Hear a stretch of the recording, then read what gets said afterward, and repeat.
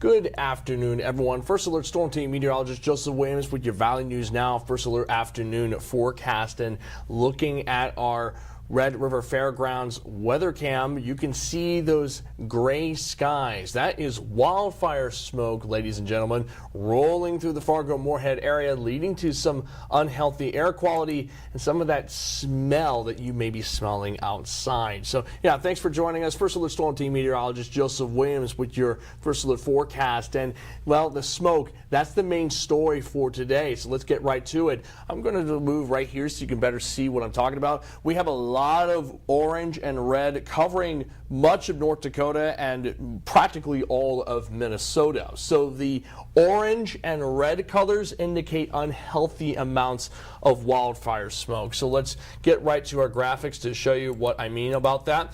All right, so we have a lot of orange and red covering nearly all of North Dakota and Minnesota, and pretty much that means the orange color represents unhealthy for some, unhealthy for sensitive groups. Red represents unhealthy in general. So if you're in Minnesota especially, you need to take some precautions with that wildfire smoke, as that wildfire smoke will continue rolling through during the evening hours. So if I can get the graphics rolling here, basically what's happening is we do have the air quality alerts in effect for our region as a result. So there's our graphic right there. Again, we have air quality alerts in effect for much of Minnesota until 5 p.m. Saturday, as that wildfire smoke continues moving south into our region. So what will happen is we'll continue seeing that wildfire smoke, which will lead to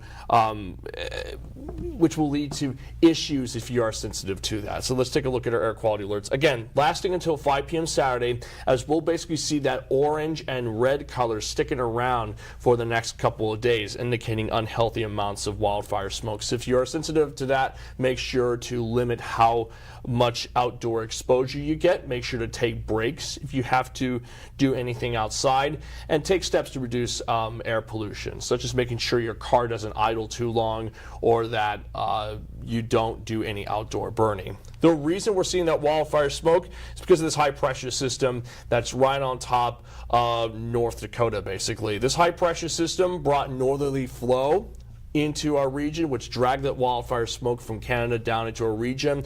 And because it's a high pressure system, we're expecting some stagnant air. So the air's not going to move much, not much mixing will take place. So the wildfire smoke is just going to kind of sit on top of us for the next couple of days.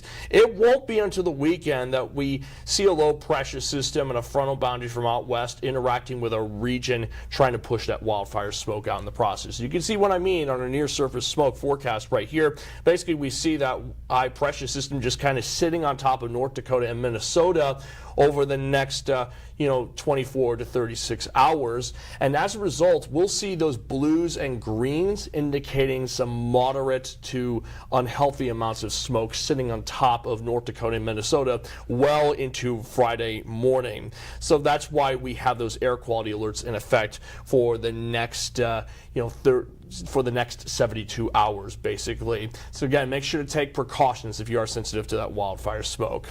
Aside from that, not much to talk about for our First Alert forecast. We're looking at a mostly clear sky heading into Thursday morning. Maybe an isolated shower trying to form in central North Dakota, trying to push into our region, but the vast majority of our region looking at a mostly clear sky for Thursday morning and afternoon.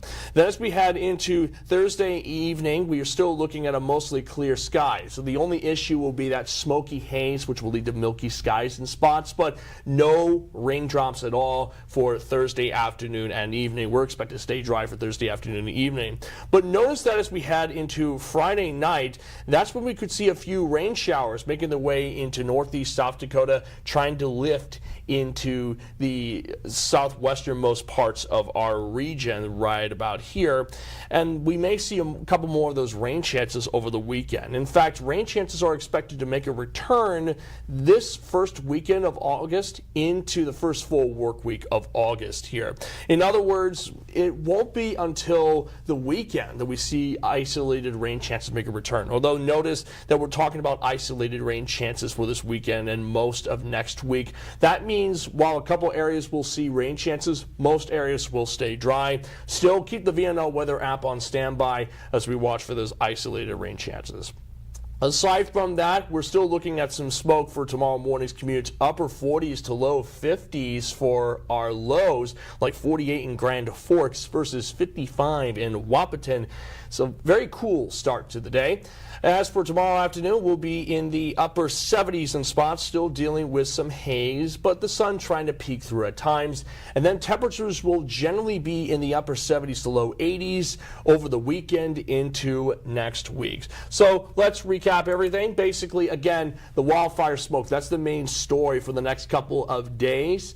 Make sure to take precautions if you are sensitive to that wildfire smoke. Then over the weekend and the next week, we'll see a couple isolated rain chances, some hit and miss showers here and there, maybe even an isolated thunder shower or two. And all the while, temperatures will be in the upper 70s for the next several days, just a few degrees below normal for late July / early August. Now, I will go over the details again on 5:30 and 6 and 10. Summer Schnellbach will be on the 4 and 5, and Jonathan Palmatier will be on the 6:30 and 9 o'clock shows. So we will be on giving you your first alert forecast for the next several hours. Stick with Valley News Live for those first alert updates, like I said, and as always, keep the VNL Weather app on standby too. In the meantime, be safe out there.